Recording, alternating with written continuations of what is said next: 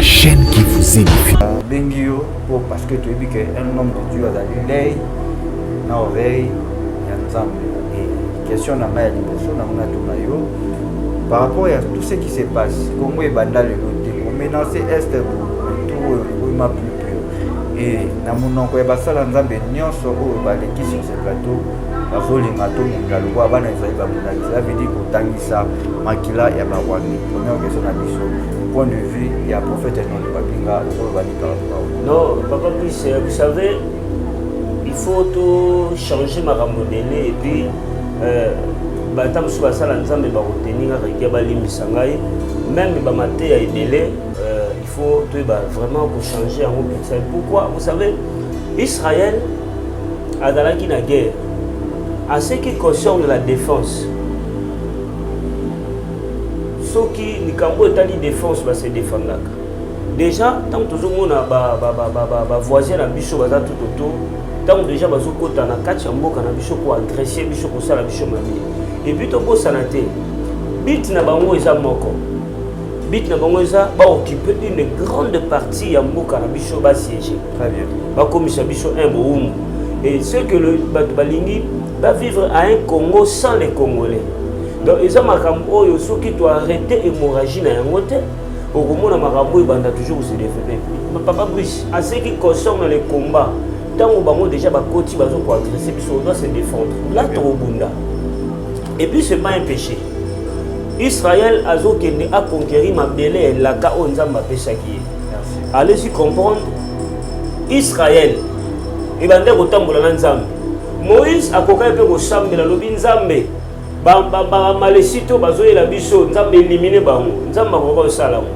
Mais Moïse a que kopona Josué bi Josué ponne la biso bato makasi. Ba kene go bunda. Moi je suis en train de prier mais sur le champ bato sani ba bunda. Donc c'est biblique. Donc c'est tout que les gens c'est pour ça que moi tout comme naïf. Tout le monde a prié non, à part la prière.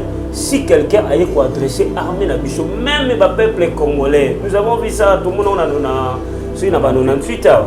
C'est ça. Donc il faut le et tout ça, tout comprendre que quand il s'agit de combats, il faut tout bunda.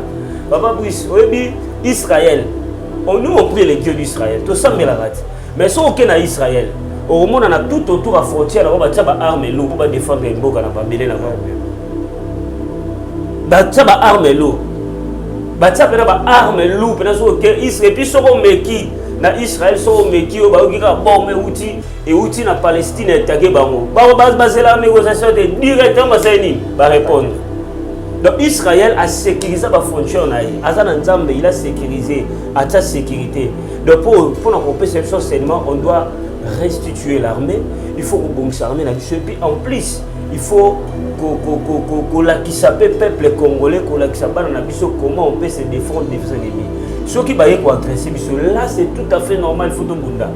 À part la prière, ici on prie, mais sur le terrain, déjà. HP Media, la chaîne qui vous édifie.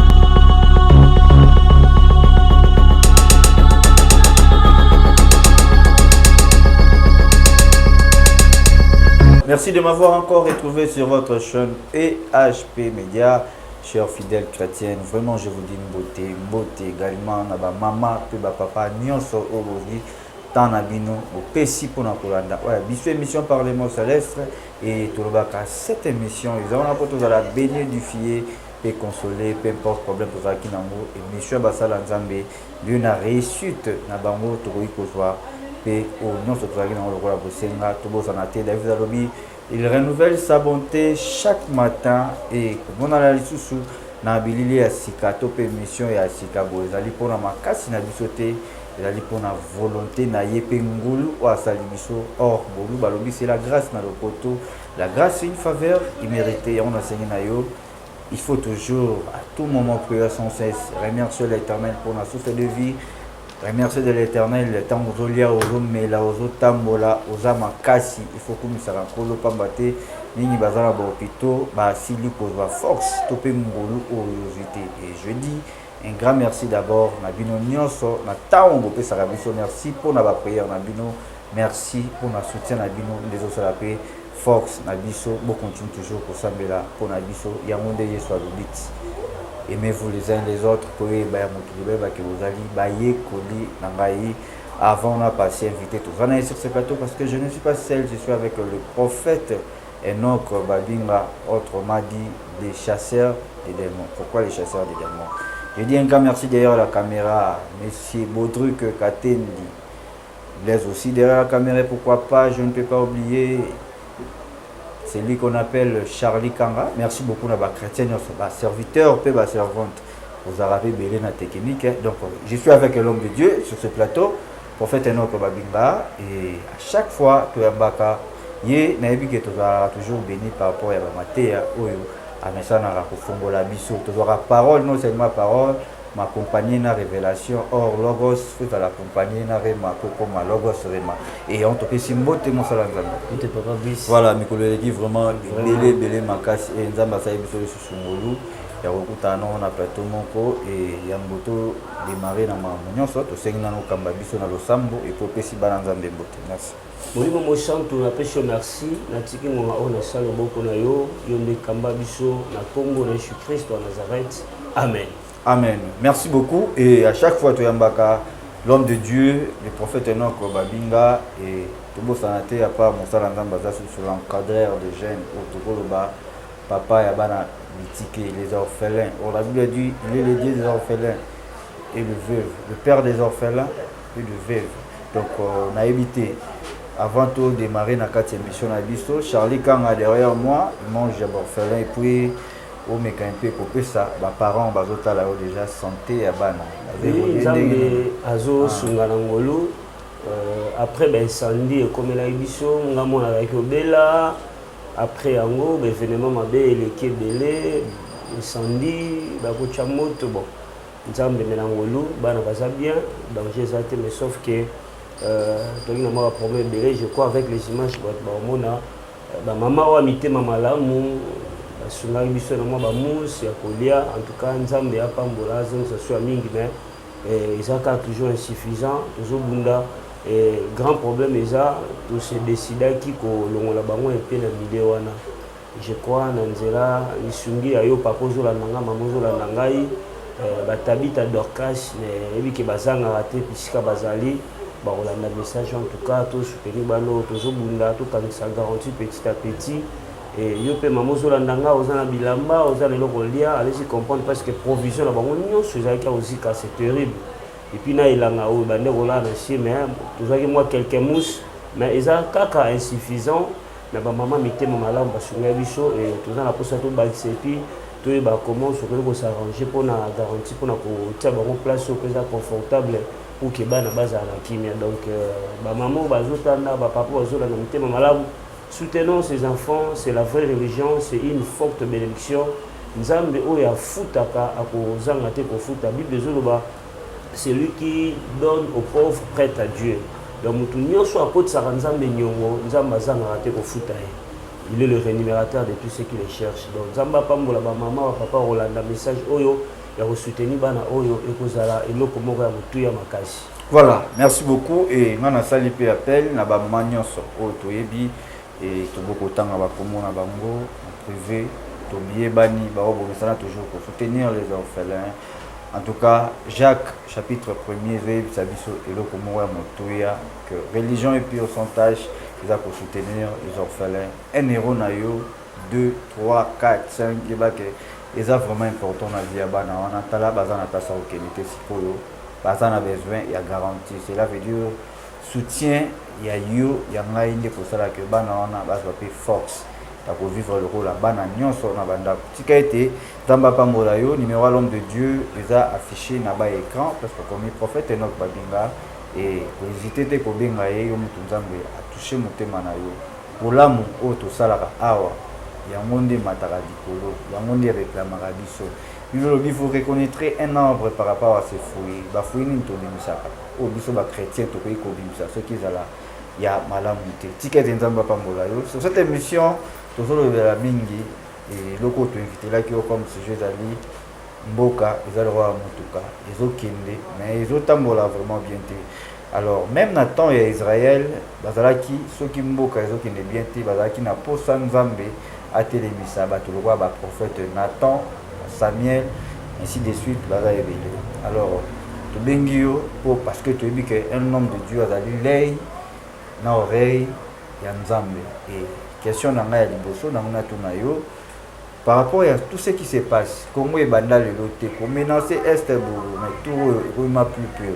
Et na monoko ya basala Nzambe nyonso o baleki sur ce plateau, bazolinga to munda lokwa bana Israël babundaki. Cela veut dire kotangisa makila ya Barwandi. Première question na biso, point de vue il y a prophète Enoch babinga okolo bani par rapport à. Non, Papa Brice, vous savez, il faut tout changer ma ramodélé et puis batam sou basala Nzambe ba retenir regia ba limbisa ngai même ba maté ya ebele il faut tout vraiment pour changer en petit. Pourquoi? Vous savez, Israël a dans la guerre.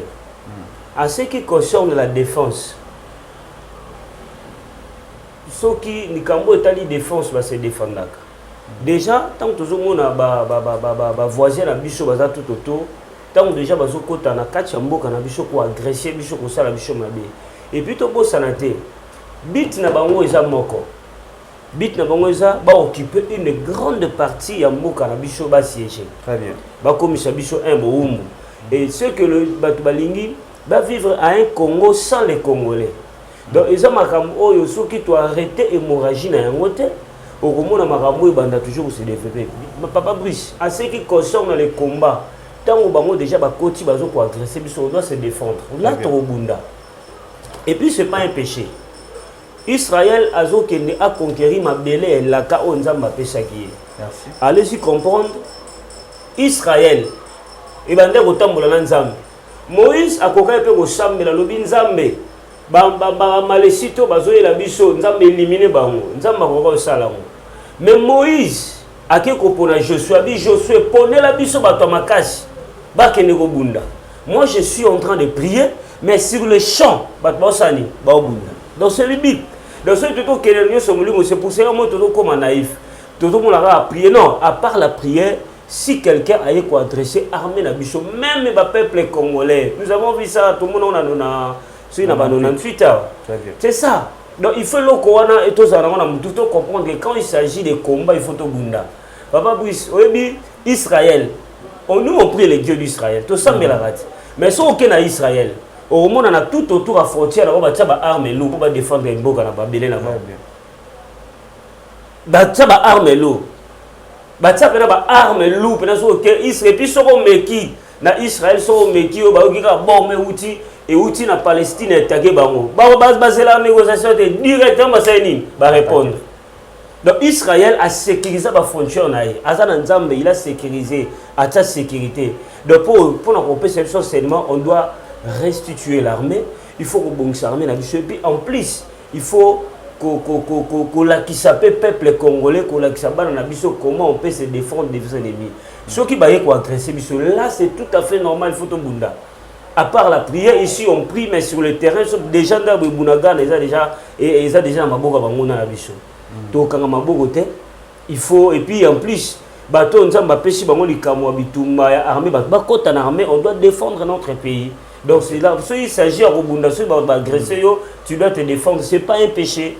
Merci beaucoup. Alors, aux apports que Makila est Tanga, il y a Bambouna, il y a Rwandais, au bazo combattre le peuple congolais. Puis, sur question d'un peu Zali, comment RDC a connu Colomb à Rwanda lorsque Nakati, il y a gouvernement, il y a Rwandais, et puis, tout total ambassadeur Kareka, déjà, il y a alors, point de vue sur ça, sur le plan physique d'abord. Bon, sur le plan physique, quand on est l'habitude derrière, il faut tout bon salon armé l'habitude. Très bien. Sur le plan physique, il faut tout bon salon armé l'habitude. Il faut aussi vraiment recyclage. Très bien. Il y a quoi qui vous savez, peut-être l'habitude au sud Galélo. L'ennemi a commencé ce combat depuis longtemps. Depuis longtemps. Abanda déjà au sala ba plan. Baluki neri ba ko infiltrer armé l'habitude. Plus loin. Baluki neri ba ko sala que na basi na bango. Na mibali na biso c'est pas balana. Donc ils ont déjà infiltration. Donc ils ont pour occuper une grande partie. Vraiment il faut recensement ya armée et ça la mama cache. Et on a ça sur le plan physique. Pour que tout le catalogue parce que tout le se voiler pas face il y a beaucoup de traîtres. Très bien. Ba traître baza tellement ébélé c'est pour cela ils ont accentuer ba traître baza na bapaya na biso moko ba certains congolais baza ba traître. Donc il faut vraiment que service à renseignement ko landelango malamu ko balayer ko sukola armée et de l'or. Vous savez tant nous besoin bunda déjà besoin que bunda na banguna au besoin infiltrer directement sur vos positions qu'on doit aller dans l'autre côté directement banguna besoin ba signaler bango. C'est pour cela mon aba souda bandoko en embuscade. Bien aimé papa Brice Tralem Sayo makila peuple congolais tangi mingi. Et au moni na ta toujours que j'ai senti que nzamba ba dope sa moko na moko révolte. Ceux qui peuple toujours qu'on se soit en charge de to bando zonga kaka na même système. De moni conscience ba to bazo vraiment armé na biso. Il faut balandela ba konzi ya mboka o baza infiltrer en tout cas ba écarter bango ba kanga bango pour que tout le monde bitombo physiquement d'abord. Voilà, merci beaucoup TV Ezali Radio T Toki Marambo prophète alobi na biso awa il faut d'abord pour ça la recensement to vérifier armée na biso pas maté ben filtrer baza na carte. Voilà, merci beaucoup. Mais na kota la ex-président na biso Joseph Kabila et pour que alomwa to mona ki même ba homme de Dieu ba kota ki na kati parce que este banaki mwa bitumba na kati ta lobi nango to mona ki ba pasteur lokola éveil patriotique le pasteur mokuna to pesi mbote metozo kamone na fandi kimia ba homme de Dieu aminene to bi lokola ba dodo kamba zali représentant ya l'église de réveil o nyonso aminene to ba ba bande ko telemela pour que ba rwande ba kende lelo ba kangi monoko et bino ba jeune prophète nzamba bimisi to koloba o nzamba salimi kolo. Alors, point de vue nini par rapport à wana. Est-ce que bazobanga to na kati na bango aussi des infiltrés? Yango eza ba question peut toujours c'est Romi Lobela. Fermer les yeux devant cette situation, ils ont l'accès à moi complicité. OK. Ngonga o eza la pasteur, ils la toutes les couches mutako ko kangami jezate. Dans le micho il faut pour moi pour ngai fallait que tu organiser ba prière pour na makambo ezoleka actuellement. Très bien. Fallait ndeku ko sala une forte mobilisation pour na makambo ezoleka. Bato nzamba sali bango grâce, ils ont beaucoup de fidèles parce que le roi bazana ba fidèle ebelé, ba fidèle ba ndimaka bango. C'est aussi le moyen au bakoki ko pesa enseignement na ba fidèle ko talisa bango que le pays est en danger. Papa Brice, le pays vraiment est en danger. Très bien. Oh, que ceux qui sali attention, on risquerait tout comme esclave. Donc on risquerait mboka na biso moko, déjà, et ça mboka na biso, et ça na coltan, et ça na ba or, et ça na ba diamant, tout ça va bénéficier en moté. Très bien. Alors Brice tu sais, Congo, et ça na plus de 50 milliards. Uniquement na or ya or ou ta na Congo. Mais comment peuple la biso toujours un peuple pauvre. Donc et ça enseignement il faut même dans l'église, dans corps du Christ, dans milléniaux, on doit enseigner. Ba leader nzamba sali bango grâce, ba papa o baza mikolo nzamba sali bango ngolu, o bazo ko entraîner ba foule belé et ça ba teya o ba ko teya ko talisa batu que le pays est en danger. Et moi je crois même na ba culte na biso, il faut avoir même quelques minutes pour na ko talisa peuple congolais que le pays est en danger et pourquoi il va couper ça bat enseignement il y a autant ça biso que un sori to sali ke baté on risque de souffler pire parce que yeba so ba pa ba occuper bit na bango za la moko ya nyoko la biso ya koboma on risquerait to bando mulika de bandits so kaka ba réussir ka ko soit est no to la laté au sud capé quelque part peu tout le monde a sali pe rebelle binga pe na jupe yo. Et au moins on avait payé compromis balkanisé. Donc des leaders, on a ma salution sur le plan ecclésiastique, et à un moment où il y a la campagne, la prédication, la mobilisation pour que tout élément dans la prière, dans l'intelligence, dans la sagesse, dans la conscience, et pour nous stimuler notre côté, ça va tout danger pour que le Seigneur a bimisabiso na danger. C'est pour cela, et on peut pas anticiper, nous avons Pesaki Bisopé verset au Isaïe 33 verset 22, c'est le verset où toujours propagé partout, je crois. Tant que tu expliquer c'est partout dans le diaspora. On a spécifié au verset et ça verset prophétique pour le Congo pour que changer Makambu et bien. Donc l'idée il faut battre les mains. Vraiment tant on est capable de décortiquer référence au men. La ligne na profiter na tuna question mon ko amambo ti ko ba on a tous les 30 choses pour ça. Et ça journée mon ko journée d'indépendance pour la République démocratique du Congo. Nakolo ba journée moko sacrée. Et le kwa munene na mboka na biso la grande maramite. La ex-stade Camagnola, stade des martyrs, autour de Nango, Sikoy. Et moi je pensais que je croyais qu'on allait occuper la prière, moko basangi ata ba religion, ata ba chrétien kaka ya pamba te, mais ba religion et ba bombela pona mboka. Mais à ma grande surprise, toyebi bibiso nyonso que la grande maramite qu'on allait occuper bongo la musique otobengi musique moderne ya bato mokili bana wenge ba robeta wana. Alors pour Nayo, toujours le point de vue Nayo, est-ce qu'il faut appuyer tout pour bien que les chrétiens se retirer, bas à la difficulté. Bon, Papa Brice, au moins d'être dans un moment pareil. Très bien. Dans un moment pareil, même dans mon temps où on voit ce pays ligne ya Papa Lumumba, ce pays là solo, etikala kuna ba yena ngo et ça pour le moment na urgence autour ça nango. Et ça vraiment important. Très bien. Il fallait biso nyonso to se focaliser na est. Parce que tu dis na ba concert et entraîner ba foule. Très bien. On ne sait pas. Donc il faut qu'on soit des mesures sécuritaires très strictes. Tu y habiter. Na ba entraîner ba foule et puis ça va jour moro et ça va jour moro et ça événement ya mboka na biso ça jour indépendance. Pour le mois na vie nanga et ça vraiment important. Au moni babiloko nyonso soya awa et ça risque même la biso distraction. Très bien. Ils ont risque même la biso distraction. OK, na ta actuelle la biso nyonso miso la biso faut vocaliser na partie déjà pays na biso o eza occupé. Il faut tout ça là partout le moteur récupérer ngo. Tant que toujours lino ya Lumumba zoya bato bataille lino Lumumba. Même dans le média, bato ba propager. OK, dans le média, il faut qu'on lance vraiment alerte. J'ai aimé un patriote en plein match, il y a Gala où ils allaient dans le stade de Martyrs. Au moment où les patriotes m'ont raconté à la ici banderole paix en l'est. Donc allez-y comprendre. Donc à total ça que dans un moment où on doit être focalisé à l'est, comment faire pour récupérer notre pays? Parce que au risque de bazo vanda bazo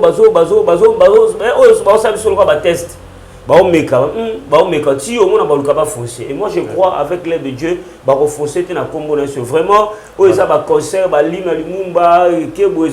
arriver à Pape pour le moment c'est important. On doit être focalisé à l'est. Comment prier? Qu'est-ce qu'on peut faire pour que le Seigneur appelle sa kimera? Mais maintenant on a que la solution nini oyo et pour salama pour que mboka ezwa kimia est ezwa kimia. Voilà. Bon, solution, on peut sur la piste la solution, oui. Même sur le plan spirituel, même sur le plan physique, au écho, même tout le temps on a versé la biche Isaïe. Je crois Papa Charlie a retiré la biche on peut versé que le Seigneur nous a donné. Isaïe 33, verset 22. Verset 22. Isaïe chapitre 33, verset 22, je lis au nom de Jésus-Christ. Car l'Éternel est notre juge. L'Éternel est notre législateur. L'Éternel est notre roi. C'est lui qui nous sauve. Ok. Bible A, l'Éternel est notre juge. Papa Brice, verset Oyo, je crois que toute la RDC, il faut méditer verset Oyo Malam. Vous savez, Mbokarabiso, on passe des moments très durs. Bible Zoloba, quand on parle de l'Éternel notre juge Azamuto à Jijaka. Et tant que tous les gens à la justice, nous devons comprendre que d'ailleurs, on a la diplomatie, on a des moyens, et puis tout le monde a un dialogue de plusieurs fois dans le Congo. Jusqu'à présent, tout le monde a changé. C'est le moment où c'est lui qui est notre juge. À Salanine, à juger le Congo. Le peuple congolais, a diamant, a or, a nyos. Mais on peut remarquer qu'il y a des bénéficiaires dans le côté. C'est l'heure, c'est lui qui est notre juge. Il a jugé pour que le peuple congolais, quand on parle de la justice, justice c'est ça qu'on peut s'amutoir de l'eau mérité. C'est ça la justice. Donc l'Éternel est notre juge, il y a une justice, tout mérité or nabiso, tout mérité diamant nabiso. Vous savez, na basimi balé bazo bunda na katia Bible na deux rois, Bible soloba basimi balé na un roi bazo wele la moine. Au mona ke mukolo moine. Tant ba combien pas ya roi. mukolo mwana ayoki pashi na mutema. Il a senti dans son cœur abi non non non non non non. Nakondima mwana nga kufa te mais oyo azalaki mukolo mwana te yoka langage ezali nini. Bokabula mwana wana. C'est de même aussi. Bato baza bakolo mboka te posala bango ezali nini bakabula Congo. Bazana parlement, bazali. Bazana armée, bazali, ce sont des gens où baza tout autour. Mais la justice de Dieu est élevée. Nous avons besoin que la justice akobanda ko juger. Ezala bato bazana catch, ba congolais ou baza ba complice. Ezala bato baza extérieur. Le Seigneur a ko juger yango. Pourquoi? Parce que ezala bato yo baza azomona ke Congo ezana ngo mabele na yete. Eza mboka na yete akozana posa ba kabola ngo biteni ndambo bazwa o. Mais muto azana souci ya mboka okoka komona mboka na isani ekufa te. Et quand Salomon a télémisi épée et azoloba na kabola mwana, il a compris que non non non, mukolo mwana ezayo, il a rendu cette femme la justice qu'il fallait. Azu mwana a récupéré eza signe à bénédiction. Et de même aussi, c'est l'heure de prier que la justice de l'Éternel est kitana kati ya mboka Congo. Nzamba pesa biso o tozo mérité. Toza na or, toza na diamant, toza na ba richesse belé. Papa Brice, so ki na jeunesse au mona tangu bazo kabola bazolo bababi, ce pays était coupé par le fleuve. Babi l'or de ce pays était pire. Au ceux qui ont remarqué, le pays est couplé par des fleuves c'est Congo. Dans la Bible, ils ont ombre ya Congo, réalité la moza ra mboka na biso. Babi or ya mboka wana eza pire. On peut remarquer que or autoza lango Papa Brice, l'or ya pamba et ko bongisa même mboka na biso. Déjà na estimation or autoza lango tokoza na budget autoza na ngote. Donc tozolo bana nzambe a justifier biso. Tozolo bana nzambe a établi justice na ye. Justice nzambe ekota kanyaka te. Nzambe azalaka pour to azalaka contre te, azalaka juste na ba sentence na ye.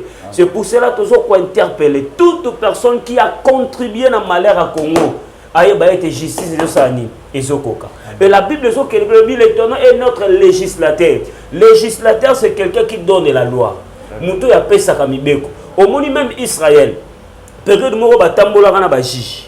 Période moko bande ko tamona législateur ozaki lokola prophète. Ba bande ko pesa mibeko na Israël. Akoya na mibeko ayebisi même au juge botambola boye bo sala boye. Et ce législateur c'est lui qui donne la loi. Et dans le temps où tozo ke nzambe ndako tia mibeko na ye na kati ya mboka Congo. Et dans la vision où j'avais vu nzamba talisa biso to moni assemblée nationale et tondi na ba Bible. Et le Seigneur zo bananga a ko installer ba vrai chrétien. Ba vrai bana na nzambe o ba ko kamamboka o na kimia pe na esengo. C'est pour cela tozo ko élever le Seigneur, il est notre législateur.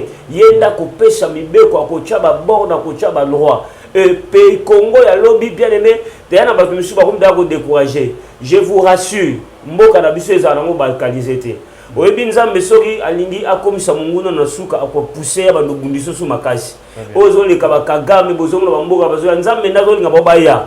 Baya parce que shit na bango nezokoka. Parce que suka na bango nezokoka. Quand Pharaon komaki teti makasi, c'est de là que le Seigneur avait établi sa justice, ya ko juger, ya ko bomba prenait pour libérer le peuple Israël. Peuple congolais ko se décourager te. Nayebi que ba message yo se propager partout, ba infiltrer biso na Kinshasa, ba infiltrer ata ba infiltrer biso, il y a un Dieu. Il y a un Dieu. Nzambe ya ba koko na biso. Nzambe ya ba sakoli o ba salela nzambe na bosolo la mboko.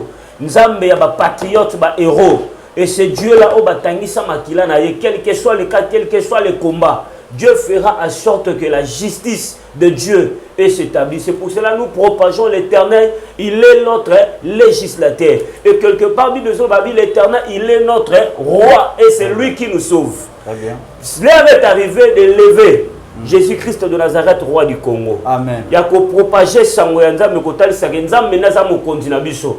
Pourquoi Balobinza Mazamo Kondinabiso? Parce que Yem Torobig Sabiso. Alors, Big Sabiso pour Annie, tu reçois solution à la diplomatie. Tu reçois solution, oh, et pas Bapayate. Solution et qu'on ne pas un zam. C'est lui notre législateur, c'est lui notre roi. Et c'est lui qui va nous sauver. Bien aimé dans le Seigneur, commis tout ministère au Bangate, quel que soit le cas, quel que soit infiltré, tu as dit que Nangonga o tozo koma même multinationaliste o nyos bazana monde misla bango za na Congo pour ça la bango za ba kabula Congo pour que ba continuer copier. Toi tu peux imaginer Rwanda zana coltan te maza exportateur à coltan tala vol et puis yoka budget donc au monde que bango bazana ngote mais comment na mystique nini na solution nini mais Dieu il est notre juge yenda ko big sabiso donc muta ko big sabiso to se confie pas en nzambe toko ba homme politique à cause de la corruptible mais il a seul Dieu o azaka na justice à solo o justice de kota kana te pe yende muta ko big sabiso na passion total la nzambe que Dieu vous voilà merci beaucoup en tout cas merci beaucoup na révélation formule et puis Matéa ya kitoko et sali que peuple de Dieu nyonso même ba diaspora bozola na biso bosambela toujours pour na mboka na biso kozala décourager te la Bible dit il est le sauveur de l'humanité. Vraiment merci et puis je pense que nous sommes déjà presque à la fin de cette émission. Alors il y a retour na etikali moko tomi balé ya ba question monsieur oba nzambe be baza pour se poser na mo vraiment makasi. Ils ba chrétien tous bazo banga et par rapport à ce qui se passe dans les réseaux sociaux et ba professeur zo bima ba message là sur télé biso nyonso to ba réseaux sociaux to yebi que alobi Kalameng était fait la Kinshasa et vous allez toucher. Voilà. Alors, point de vue na yo, en fait, un autre babinga, le kola monsala nzambe. Est-ce qu'il faut peuple de Dieu salamine dans le message? Non. Arme à makashi. On nzamba pêche biso la prière. Amen. Malgré au nyo se trouve goloba. Je crois que ce verset, il faut installer na banda kuna biso. Yebisa nzambe, c'est toi qui es mon juge. Amen. Ye nzambe nde mta juger banguna ya Congo. Amen. Nzambe nda ko juger bato ba bundisa biso. Et nzambe nda ko installer loi na ye. Et puis nzambe nda za roi na biso mta bigisa biso. Vous savez bon nga na tout ka ba message te. Obi so un message bimi et l'autre baraté. Si le Seigneur révèle quelque chose, c'est pour ne pousser encore la prière. Il faut tout ça là. Et ça n'a pas événement ma bébélé et l'ingara au salama na Congo. À cause de prière, nous n'avons pas épargné à moi. Oui, on peut être filtré, infiltré Bazala. Bazala ba projet na bango. Vous savez, Moni Aman, Azara un projet a éliminé le peuple israélite. Aman projet a éliminé le peuple israélite. Mais il avait à recoudre Nzambe parce que Nzambe Azari na ngambo ya Israël. Nzambe Azara ngambo na biso. Il n'a pas s'adresser message pas wa konjamboka. Vous savez, Toroko Kola la pongité. Oyebi ba juif tant ba comme un problème. Aman a une posa à exterminer ba juif. Esther azalaki na kimia avant na palais royal. Azolia azomela azosepela azosala so alingi azalaki na kimia. Mais Mardoché a comprendre que danger auto salango. Même na Esther a ko épargner danger auté. Ceux qui s'entendent sur ça publier, ayeba ki Esther pas à Muyuda. Esther pas sani. A okufa. Et na s'adresser na ba continent biso ya mboka ba comprendre que ceux qui payent na biso ça danger. Ata bino bozo lia bozo mela. Boza na ba riche, boza na mapang, boza na mbongo. Boye ba que dès lors notre pays est continue à péril, même les bango peut ba rosala épargner té. Et l'heure est arrivée biso ba na nzambe tozo jouer le rôle ya Mardoché. Ya ko yebisa Esther o eza mo continue même ya mboka na biso. Ya ko talise ba passe talise danger tozo courir. Même le chef de l'État, ceux qui l'élo, Mbo Canabiso, ils ont pris en otage, ceux qui l'élo Mbo Canabiso, échoué, ceux qui l'élo Mbo Canabiso, Baba infiltré, même lui aussi, il ne sera pas épargné. L'heure est arrivée de prier. Yakoye Bisanzam, moi je crois, Aman Nyos Basala qui projet pour Namboka, Nzamba, on met ma confusion en Gambo Nabango. Peuple congolais to bangate, moi Nzambe, Oya Sambe la Rabanga raté, tu dois toujours prier. Obi, il faut tout ça la très attention. Bah Rwandais, bah tout ça la guerre mon groupe médiatique. Bah nous on se fait en face que le roi Mboka na bango ça ma casse ko le kabiso. OK, ni Kinshasa kaka ya pambo sur to kota na Rwanda ba résister té. Donc mais bah tout ça la ba média, il se bah tout ça le roi ba za ma casse nyo so na po ba me mabobangi, ba me mafouche. Message ya Nzambe bimi, mais on doit prier et moi je crois Nzambe o a changé même décision o yemoka lobaka. Le Seigneur a envoyé les prophètes. Mais roi a sambeli Nzambe a changé mais Nzambe a changé maloba. Projet Oyo Satan a bongisi. Pourquoi pas on prie pour que le Seigneur aille épargner yango. Le Seigneur a établi justice, mais justice en Zambie pour na bato mabe, pour na bato balia mboka na biso Congo, bato balia mbongo peuple, bato ba nyoko la peuple, ne justice ta bango zala, bato ba sambela Nzambe solo, ne craignez pas. Priez, le Seigneur va épargner biso. Voilà, merci beaucoup. Ésaïe chapitre 33 verset 22. Et aux yeux amour, méditer amour, vraiment malam, et révérence publique, mourir à kitoko. Oyo et puis si biso même force na mon na plateau awa et fortifier ngai vraiment ma casse et puis tout ça et vraiment édifié na quatre émission émission l'équipe bien. Donc nous sommes arrivés à la fin de cette émission et quant à moi je dis un grand merci à vous tous de nous avoir suivis. Merci et Tobo Sanato que numéro à l'homme de Dieu il a affiché juste dans le bas écran. Tout dans le bas monsieur sur radio c'est voilà plus 243 89 50 79 749. Voilà. Plus 243 89 50 79 749. Yom tozana contribution na yo pour na orphelinat les guerres affligés à libanda c'est-à-dire bana bazana pas sur la laté il va toujours to penser que lorsque toi na bana sur ndak bazolia bazomela baola la bien mais ils en a bana moko ya bitike pe bazaki pe pas faut kokanisa bango ya mo pesa la force ya bitumboza na monzamba bazobundela au 5 euros c'est-à-dire 1 euro na yo 2 euros na yo appeler l'homme de Dieu pour autant contribution on attend bana on a bazo senti bazo prier pour nayo et kozala vraiment malon mingi. Un grand merci à vous tous. Na bana nzambe nyonso ba serviteur de Dieu puis ba servant de Dieu et pourquoi pas ba maman na ba papa ba chrétien nyonso tant dans le baka et HP Media c'est l'ensemble des saints et HP Media ils ont ensemble limumba ya bana nzambe. Kolo apambola yo yom tozaki disponibilité ya ko landa émission oyo tozo za bénédiction ya suka papa. Car la Bible dit vaut mieux la fin d'une chose qu'un seul commencement. Un grand merci derrière la caméra, messieurs, Baudruc, Katende. Et si vous aimez cette émission, il faut dire un grand merci à celui qu'on appelle Charlie Kanga, Image Pro. Merci beaucoup. Alors, il y a le Alpha, le Karouloba, et les sociétés maman a ligne invité à la prière, vexé Oyo, et ça vexé Oyo, peut-être peine à Vinayo. Il y a des gens au bazo subir la justice à Mokila Moulili. L'Éternel, il est ton juge. Nous avons la justice na vie à Moutou, à la partie prêtée. Le Seigneur est juste. La justice, c'est rendre quelqu'un ce qu'il mérite. Tant que nous avons mérité vie à malam, mais le monde de ténèbres est ligné détruit vie na yo. Si quand nous avons justifié yo. On a même ça Moutou morazo nanga ozo subi ba oppression, ba combat, bitumba, maladie moko peut-être tellement. Les mêmes choses qu'on se confie pas à Moutouté, se confie pas à Nzam. La Bible le dit, c'est l'Éternel, il est notre roi et c'est lui qui nous sauve. Na chambeli na kombo na Yesu. Yom tozo la nanga ozo belo za na problème. Si kanzamba za la juge na yo. Yom tozo na mabitumba. Yom tubalingi ba kanga yo. Na prier au nom de Jésus-Christ de Nazareth. Si kanzamba za la sauveur na yo. Si kanzamba kota na vie na yo. A sauver na situation wana. Au nom de Jésus, nzambe na chambeli. Toza lokola ba Moïse na Aaron o tozo prier pour na mboka na biso. Tika ete Seigneur na moshika pesa ba mapinga na biso ya FARDC makasi.